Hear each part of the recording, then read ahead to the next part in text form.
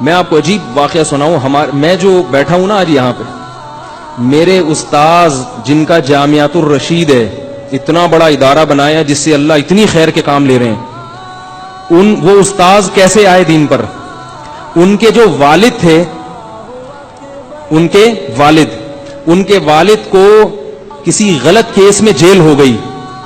ہوتا ہے نا, کیس ہوتا ہے تو جب تک ثبوت ہو نہ ہو گورنمنٹ اٹھا کے جیل میں ڈال دیتی. وہ بری ہو گئے اس سے الحمدللہ, لیکن جب تک کیس چلا تو وہ جیل ہو گئی. جب جیل میں گئے ہیں, یہ بہت پرانی بات ہے, ان کے والد صاحب کا بھی انتقال ہو گیا, تو وہ جب جیل میں گئے ہیں تو جیل میں ایک ڈاکو ملا.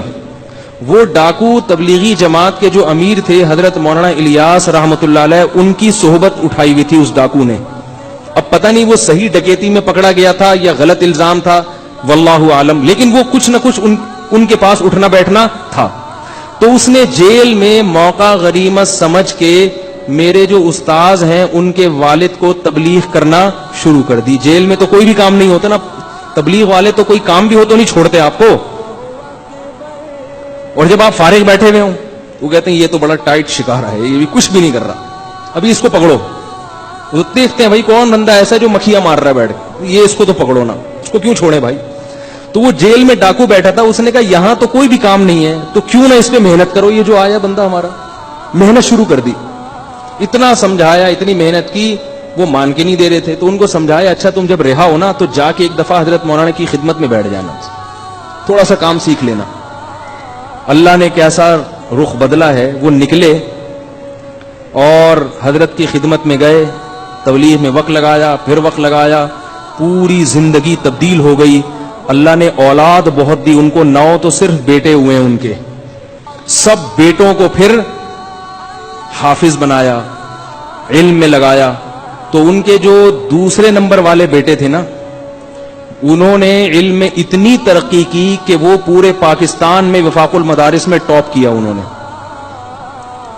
کیوں؟ اس لیے کہ باپ کا تبلیغ میں وقت لگا تھا. اور لگایا کس نے؟ وہ جو جیل میں ڈاکو تھا اس نے نصیحت کی. میں حقیقت میں تھا یا نہیں تھا میں الزام نہیں لگا رہا, ہو سکتا ہے نہ ہو, لیکن کیس اس پر یہ تھا کہ ڈکیتی ہے. تو اب نتیجہ کیا نکلا, جب تبدیل ہوئے تو بیٹے نے اتنی ترقی کی, پھر ہمارے حضرت مفتی رشید احمد صاحب کے پاس آئے, پھر ہوتے ہوتے ہوتے آج کتنا بڑا ادارہ. حضرت مفتی محمد تقی عثمانی صاحب ان کی تعریف کرتے ہیں, وہ جب وہ بلاتے ہیں تو وہ آتے ہیں وہاں پہ, اور ان کے ہی فیض ہے کہ میں یہاں بیٹھا ہوا ہوں ممبر پہ بات کر رہا ہوں آپ کے سامنے. تو یہ سارا کریڈٹ کس کو جاتا ہے؟ وہ جو 3-4 دن کی محنت جیل میں ایک ڈاکو نے کی, اس کو پتا بھی نہیں ہے, نہ اس کے بچوں کو پتا ہے کہ ہمارے ابا کیا. وہ تو یہ سمجھ رہا ہوگا میں نے سروزہ لگوا دیا, ختم ہو گئے, میں لگا لیا ہوگا سروزہ. کون, اس وقت فون تو تھا نہیں, ٹیلی فون. وہ اپنے گھر چلا گیا, یہ اپنے گھر چلے گئے. لیکن وہ قیامت کے دن دیکھے گا کہ جامعۃ الرشید بھی اس کے نامہ اعمال میں, بولو بھائی, لکھا ہوا ہوگا.